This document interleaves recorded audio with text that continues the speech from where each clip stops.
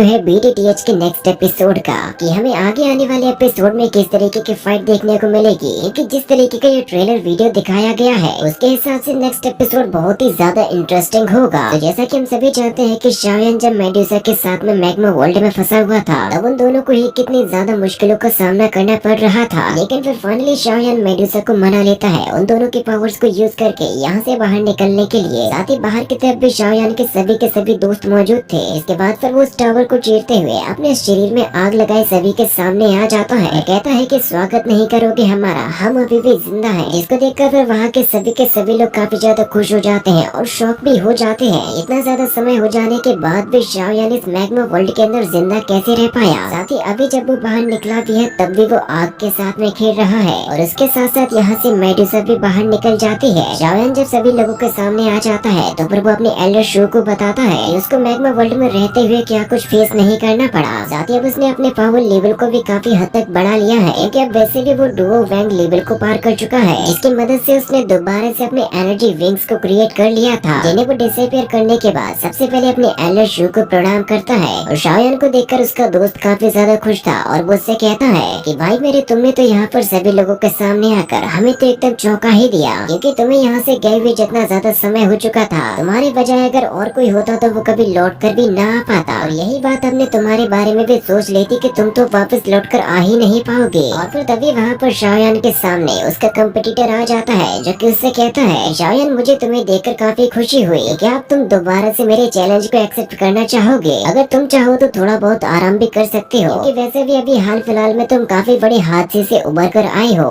इसीलिए मैं तुम पर रहम दिखाते हुए तुम्हें थोड़ा सा और वक्त देना चाहता हूँ। लेकिन शाओयान उससे कहता है कि मुझे उसकी कोई भी जरूरत नहीं है और वो तुरंत ही उसके चैलेंज को भी एक्सेप्ट कर लेता है। जिसके बाद फिर वो सबसे पहले अपने लिए एक नई सूट को बनाता है, जो कि पहले से और भी ज्यादा बैडएस लग रहा था, क्योंकि अब उसने अपने सूट को कलरफुल रखने के बजाय ब्लैक कर लिया है, जो कि उसकी नई पावर्स पे काफी ज्यादा सूट भी करता था। जिसके बाद फिर यहाँ पर उसी बंदे के साथ में काफी गजब की फाइट शुरू हो जाती है। लेकिन जैसा कि हम सभी जानते हैं कि डुओ वैंग लेवल पावर का एक बहुत ही बड़ा लेवल है, इसी वजह से ये बंदा भी शाओयान के सामने नहीं टिक पाता। लेकिन तभी अचानक से ही आसमान में से एक रेड एनर्जी से अटैक किया जाता है, जो कि असल में किया होता है शाओयान और एल्डर शू के ऊपर। लेकिन शाओयान ने उस अटैक से खुद को और एल्डर शू को बचाने के लिए एक एनर्जी शील्ड को क्रिएट कर लिया था। लेकिन फिर भी इस अटैक का इम्पैक्ट इतना ज्यादा होता है कि उस एनर्जी फॉर्मेशन में भी क्रैक्स आ जाते हैं और उसके टकराने की वजह से जो यहाँ पर एनर्जी निकलती है वो इनर कोर्ट के हर एक बंदे को इफेक्ट करती है। इसके बाद फिर तुरंत ही यहाँ पर आसमान को चीरते हुए सभी लोगों के सामने आ जाती है क्वीन मेडुसा, जो कि यहाँ पर असल में आई है शाओयान से बदला लेने के लिए, कि उसने इस चीज को पहले से ही डिसाइड कर लिया था कि वो जैसे ही मैग्मा वर्ल्ड से बाहर निकलेगी वो सबसे पहले निपटेगी शाओयान से। इसको अंजाम देने के लिए वो शाओयान और उसके पूरे इनर कोर्ट को ही धमकी दे देती है। और वैसे भी इस लेडी से टकराने की हिम्मत तो कोई भी नहीं कर सकता था, और जबकि वो धमकी भी देकर जा रही है तो सभी लोगों को ये लगने लगता है कि जरूर यहाँ पर कोई न कोई बड़ा पंगा तो हुआ ही होगा। इसके बाद फिर हमें ये ट्रेलर वीडियो यहीं पर खत्म हो जाती है।